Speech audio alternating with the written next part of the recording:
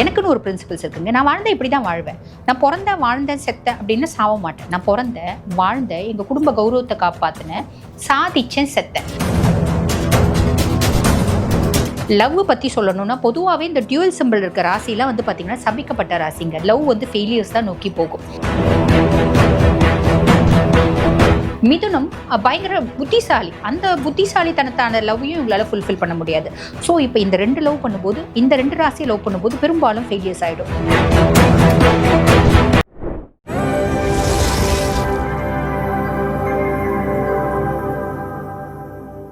தனுசு ராசி ஜென்ஸ் உங்களை பற்றி சொல்லணும் அப்படின்னா காலபுருஷனுக்கு 9வது ராசி, குருனோட ராசி, உபய ராசி அப்படின்னு சொல்லுவாங்க. நிறைய வந்து பாருங்க தனுசு ராசி பிரின்சிபல்ஸோடு தான் வாழ்வாங்க. எனக்குன்னு ஒரு பிரின்சிபல்ஸ் இருக்குங்க. நான் வாழ்ந்தேன் இப்படி தான் வாழ்வேன். நான் பிறந்தேன், வாழ்ந்தேன், செத்தேன் அப்படின்னு சாவ மாட்டேன். நான் பிறந்தேன், வாழ்ந்தேன், எங்கள் குடும்ப கௌரவத்தை காப்பாற்றினேன், சாதிச்சேன், செத்தேன். இப்படி நிறைய பிரின்சிபல்ஸ் அப்படின்றது இயற்கையாகவே வந்து பார்த்தீங்கன்னா தனுசுக்கு உண்டுங்க. ஒழுக்கம், கட்டுப்பாடு, everything should be in a systemic manner. there should be a time to eat, there should be a time to sleep, there should be a time to study அப்படின்ற மாதிரி எல்லாத்துக்கும் வந்து பாருங்க நான் ஒரு ரூல்ஸ் போட்டுப்பேன், ஒரு நார்ம்ஸ் போட்டுப்பேன், ஒரு ரெகுலேஷன்ஸ் போட்டுப்பேன், ஒரு கட்டுப்பாடு போட்டுப்பேன், என்னை சுற்றி ஒரு வட்டம் போட்டுப்பேன். அந்த வட்டத்துக்குள்ளேயே தான் வாழ்வேன். ஏன்னா நான் நினைப்பேன் என்னோட மூதாதையர் இதை தான் எனக்கு சொல்லி கொடுத்தாங்க, என்னோட ஃபேமிலி இதை தான் சொல்லி கொடுத்துச்சு, தொன்று தொட்டு எங்கள் குடும்ப கலாச்சாரம் இதுதான், எங்கள் குடும்பத்தில் நாங்கள் இதை தான் வந்து பண்ணிட்டு வந்தோம். மேன்மையான எண்ணங்கள், உயர்ந்த கொள்கைகள் எல்லாம் இருக்கக்கூடிய ராசி எது அப்படின்னா தனுசு. காரணம் என்ன அப்படின்னா அது குருனோட ராசி. குருனாலே வந்து பாருங்க ஒரு இயற்கை சுபர், முழு சுபர், தேவகுரு இல்லையா, அவருக்குன்னு சில கேரக்டர்ஸ் இருக்கு. பொதுவாக வந்து பாருங்க ராஜாக்கள் இருந்தாலும், ராஜாக்கள் கீழே குரு இருந்தாலும், இவங்க குருவா இருந்தாலும் ராஜாக்கள் தான் இவங்க கிட்டே இறங்கி வரணுமே தவிர இவங்க ராஜா கிட்டே இறங்கி போக மாட்டாங்க. நாட்டை ஆள்ற அரசனாவே இருந்தாலும், சக்கரவர்த்தியா இருந்தாலும் குரு கிட்ட அவங்க தான் வந்து பண்ணியணும். இவங்க போய் ராஜனை பார்த்து பண்ணிய மாட்டாங்க. ஸோ இந்த மாதிரி கேரக்டர்ஸ் இயற்கையாகவே உங்களுக்கு உண்டு அப்படின்னு சொல்லலாம். நீங்கள் இந்த சிம்பிளை பாருங்க, ஒரு குதிரை இருக்கும், ஒரு ஆண் இருக்கும். ஸோ இது வந்து dual simple personality. Dual simple அப்படின்னாலே வந்து பாருங்க இவங்களுக்கு ஒரு மிருகத்தினோட ஒரு குணமும் உண்டு. குதிரை மாதிரி ஒரு அட்டமெண்ட்டா சில விஷயத்துல ஒரு மைண்ட் வந்து பாருங்க நான் முடிவு பண்ணிட்டது. ஆனால் நான் முடிவு பண்ணிட்டது அப்படின்றத ஹார்ஷாக நான் மேனிஃபெஸ்ட் பண்ண மாட்டேன். சிம்மம் நான் முடிவு பண்ணிட்டேன், நான் சொல்கிறேன் நீ கேளு அப்படின்றது சிம்மம் டேரக்டாக சொல்லும். இவங்க நான் முடிவு பண்ணிட்டது தான் அப்படின்றத சைலண்ட்டாக வந்து டீல் பண்ணக்கூடிய பர்சனாலிட்டிஸ் யாருன்னா, என் மனசில் நான் முடிவு பண்ணிட்டு அதை மாற்றிக்க மாட்டேன் அப்படின்னாலும் அதை நான் வந்து ரொம்ப ஹார்ஷாக மேனிஃபெஸ்ட் பண்ண மாட்டேன், எக்ஸிபிட் பண்ண மாட்டேன். நான் யார் அப்படின்றத முழுசும் பிரதிபலிக்க மாட்டேன் அப்படின்றது தான் வந்து பார்த்திங்கன்னா இந்த தனுசு ராசி அன்பர்கள் அப்படின்னு சொல்லலாம். சரி, இப்போ வந்து பாருங்க இவங்க வந்து ஒரு ஃபேமிலியில் பிறக்கிறாங்க, ஒரு கூட்டு குடும்பம்னு வச்சுக்கோங்களேன். எல்லாருக்கூடையும் நல்ல பாசமாக குழந்தை பெறுவோம் அப்படின்றது கழியும். அதுக்கப்புறம் வந்து பாருங்க இவங்க ஒரு ஸ்கூல் போகிறாங்க, ஒரு 7ஆம் கிளாஸ் 8ஆம் கிளாஸ் ஒரு 9ஆம் கிளாஸ் படிக்கிறாங்க. அப்படின் போது நிறைய ஃப்ரெண்ட்ஸ் இருப்பாங்க. எல்லார்கிட்டையும் ரொம்ப இன்டிமசியாக பழகுறாங்களா? கிடையாது.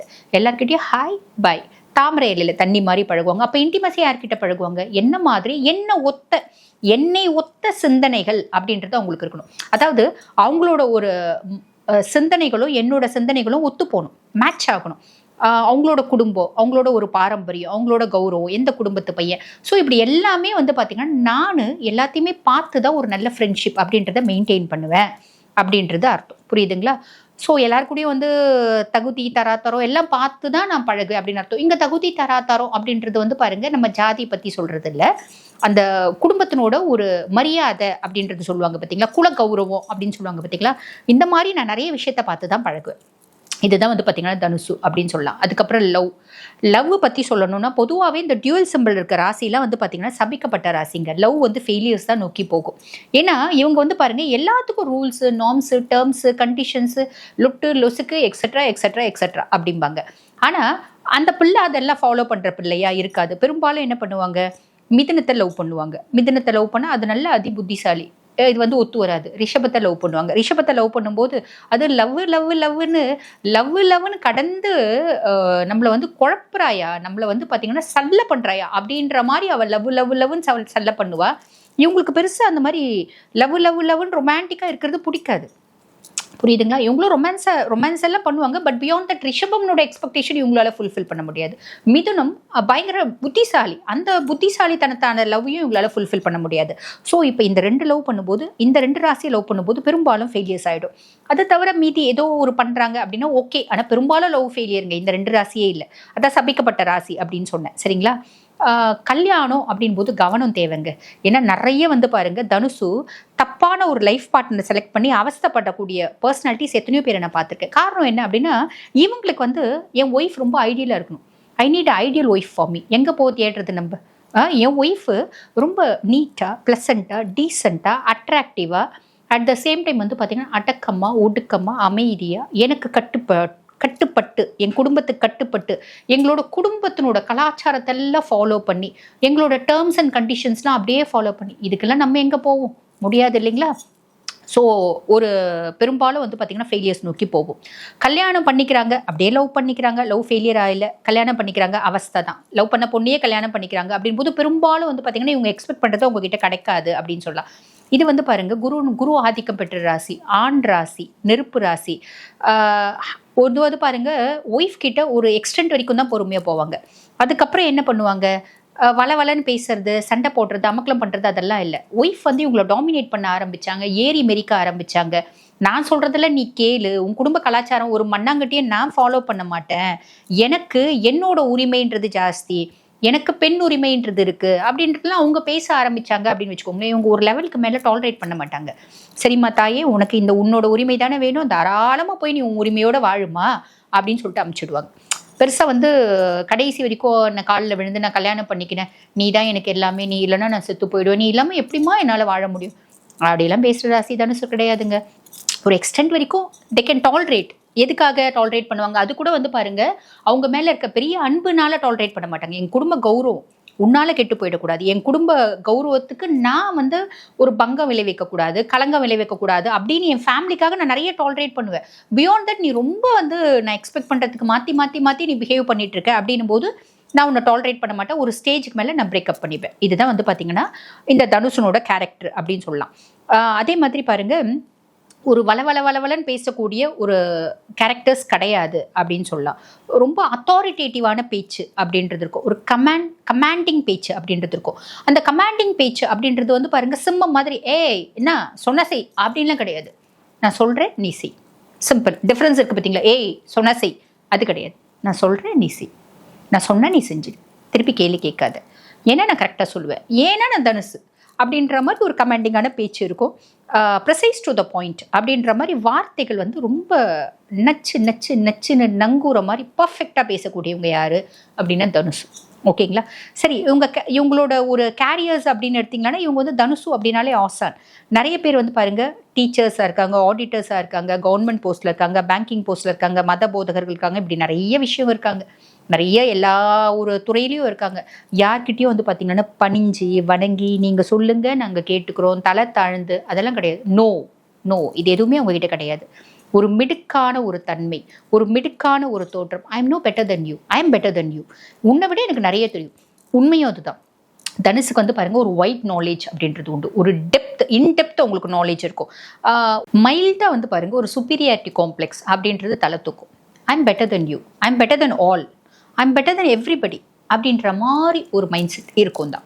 ஏன்னா குருனோட ஆதிக்கம் அப்படின்றது, அதுக்கு தான் நான் முன்னமே ஒரு எக்ஸாம்பிள் சொன்னேன். ராஜனாவே இருந்தாலும் சக்கரவர்த்தியாகவே இருந்தாலும் இவங்க தலை குனிய மாட்டாங்க, அவங்க தான் வந்து இவங்களை வணங்குவாங்க. அப்போ அந்த ஒரு மைண்ட் செட் வந்து பார்த்தீங்கன்னா தனுசுக்கு இயற்கையாகவே உண்டு. தே பார்ன் வித் த டெண்டன்சி அப்படின்னு சொல்லலாம். சரி, அப்படிப்பட்ட தனுசு ராசி அன்பர்கள், இப்போ இவங்களுக்கு வந்து பாருங்க நீங்கள் ஃபேமிலி சொல்லிட்டீங்க, இது சொல்லிட்டீங்க, இப்போ வந்து கேரியர் வந்து இவங்க இந்த மாதிரி நிறைய ஃபீல்டில் இருப்பாங்கன்னு சொன்னீங்க. கேரியரில் எப்படி இருப்பாங்க? அது வந்து பார்த்தீங்கன்னா ஒரு வைரமாக ஜொலிப்பாங்க. காரணம் என்ன அப்படின்னா இவங்களோட இன்டெப்த் நாலேஜ், ஒரு ஒயிட் நாலேஜ். எதுவாக இருந்தாலும் நல்ல தெளிவாக, ஒன்றும் இல்லைங்க, ஒரு ஆஃபீஸில் ஒரு ஒர்க் கொடுக்குறாங்க, ஒரு ஸ்பீச் பேசணும் அப்படின்னு சொல்லிடுறாங்கன்னு வச்சுக்கோங்களேன். அந்த ஸ்பீச்சை எந்த ஆங்கிளில் வந்து பேச முடியும், எத்தனை ரெஃபரன்ஸ் எடுக்க முடியும், ஹிஸ்டாரிக்கல் ரெஃபரன்ஸ் எடுப்பாங்க.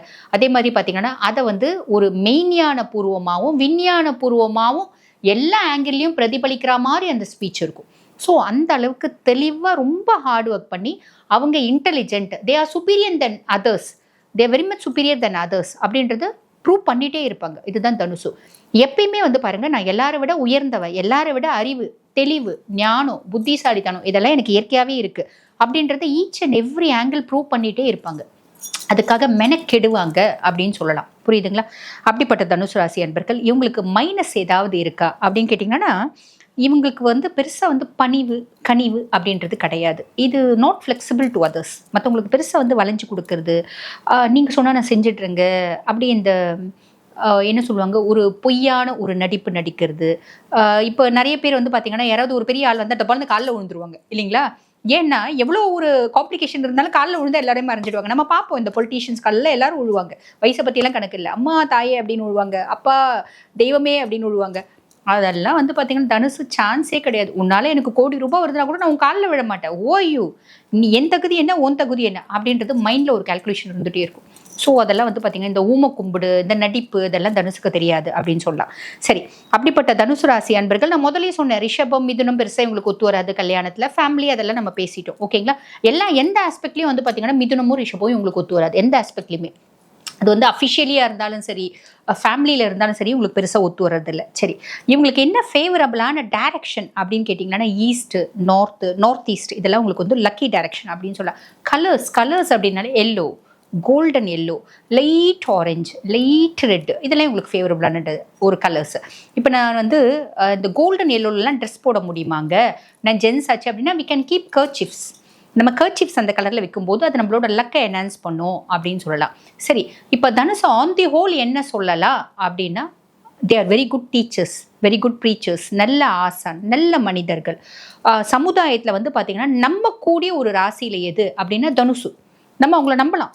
எதுனாலும் நாங்கள் வந்து இப்போ எனக்கு ஒரு காம்ப்ளிகேஷனில் இருக்கேன், நான் போய் ஒரு தனுசு ராசி அன்பர்கிட்டே எனக்கு ஒரு பிரச்சனைங்க, எனக்கு என்ன பண்ணலாம், எனக்கு கொஞ்சம் அட்வைஸ் பண்ணுங்க அப்படின்னா, நீங்கள் பிடிச்சவங்களோ பிடிக்காதவங்களோ அதை பற்றிலாம் அவங்களுக்கு கவலை இல்லை.